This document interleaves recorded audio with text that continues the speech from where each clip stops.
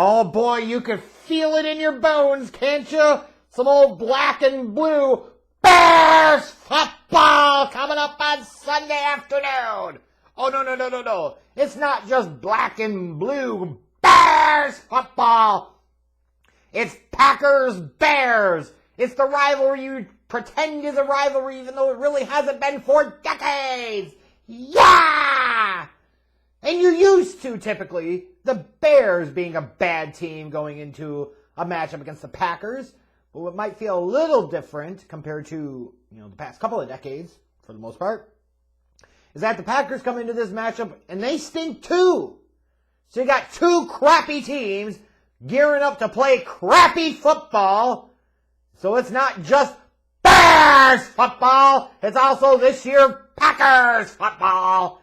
In the fucking spaceship that landed and took a huge hulk of crap in the goddamn Roman-looking Coliseum. That's what you got coming up Sunday afternoon. And, there's a bit of finality to this in some respects. You really wonder if this is going to be the last time that Aaron Rodgers suits up and is the starting quarterback for the Green Bay Packers against the Bears. When I've looked at Aaron Rodgers this year, he looks washed. More importantly, he looks like he doesn't give a fuck. His body language has been bad pretty much all year.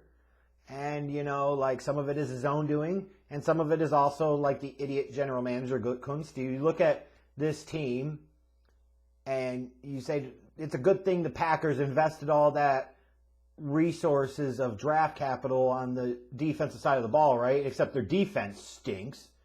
And then you give all of that freaking money to Rodgers and you surround him with a bunch of scrubs on offense. I mean, admittedly, where are you going all in? Just really, really dumb. Exactly how you don't build a fucking team when you have a guy that you're paying that much money at the quarterback position, when you're basically saying you're going all in. This roster, you look at it for the Packers, it ain't it. That ain't going all in. And if it is, they need a massive correction about what going all in is. And it makes you wonder at this point at 4-8. I mean, honestly, what's the Packers' hope here at this point? Well, you're going to get hot and win your last 5? Okay, so then you finish 9-8 and maybe or maybe don't sneak into the back door of the playoffs. I mean, does that really feel like a realistic option at this point? At what point in time do you say, yeah, it's time to sit Rodgers down. It is time to play Jordan Love and let him flow and see what the hell you got in the young man? I mean, what point in time do you make that call and say, it's got to be about the future of the franchise because Rodgers ain't it anymore? Meanwhile, for the Bears, there's certainly plenty of discussion about Justin Fields. It certainly looks like he's going to be the starter come Sunday after missing last week's game. And, this is kind of a divisive topic amongst Bears fans right now. Should Justin Fields be playing in this game? Do you want him to play in this game? Should he be sitting out this game? Should he be sitting out the rest of the season? Not as unanimous of a topic as you might think. And I kind of land in the camp of, you can't fucking always hide the kid forever. I was cool with them sitting him last week against the Jets. No reason to rush him back too early.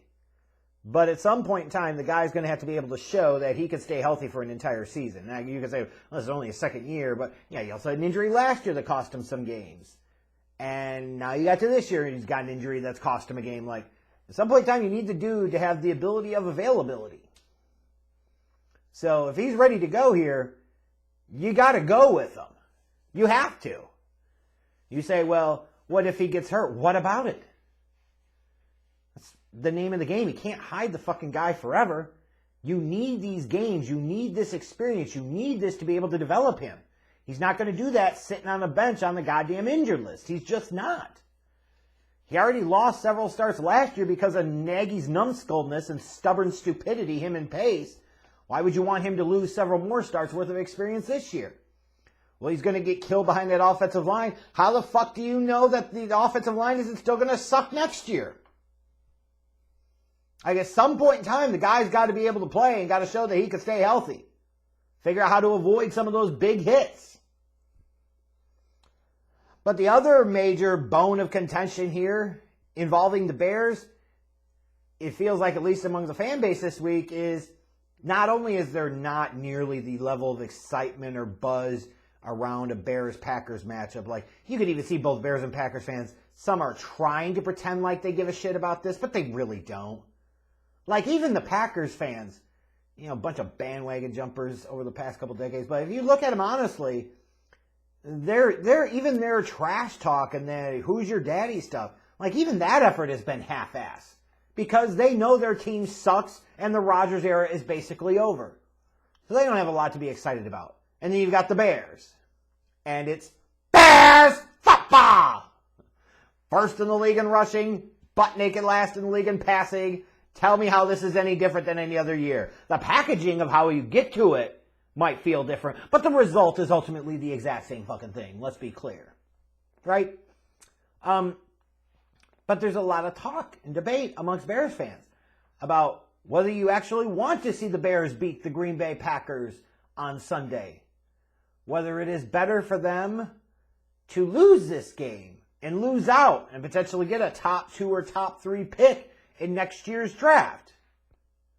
And you either sit there and are able to find a team that's desperate for a quarterback that would trade up to your slot, or you do the Bears football thing and you take a Jalen Carter or Willie Anderson and you take Anderson or Carter or some other oddball surprise defensive pick because that's just a Bears football thing to do. So it's like, do you want to win this game? If you're a Bears fan, do you want to? Like, you can have different opinions about this, but let's be clear.